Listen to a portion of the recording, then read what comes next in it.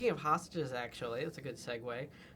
There's a shot in the movie when Amy Adams is going into the police station, and right behind her is a picture of Patty Hearst. And I was wondering, was that like a deliberate Oh, for parallel? sure. Yeah, I love Patty Hearst. yeah. I love everything about Patty Hearst and her story. I just find it fascinating. My high school girlfriend's yearbook quote was Patty Hearst's words upon being captured finally, which was, "You got me." So, that's a good high school yearbook quote from the 70s. I love seeing Amy against those FBI wanted shots. I loved having seen her come from the Nowheresville town where her character begins, we don't know, as someone trying to become somebody. Fresh off the bus. She doesn't know who to be, and she goes to Cosmo, and then she meets this man. She falls in love with him. The unlikely yet sexy character of Irving Rosenfeld, Christian Bale making even him very soulful and sexy, which is the only reason I want to do these things. I want the characters to be, I want to love the characters, and I want to love them and their world. And then there she is in that beautiful dress she got in his dry cleaning store with a bunch of wanted posters.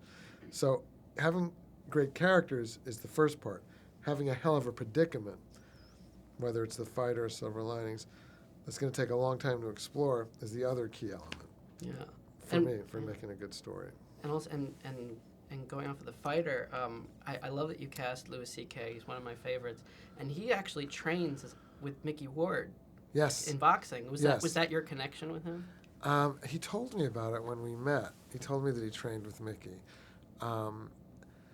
I basically loved him from the episode he did with Melissa Leo, for which she is almost as famous as for being in The Fighter. Yeah, where she smashes his head against the window. Yes, but more importantly, before then, it makes him do many things. Yes, yes, exactly.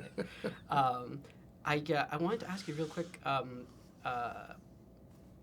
There's been a lot of weird rumblings about them like doing test screenings for Nailed or them finishing it without you. Like, what is going on with that?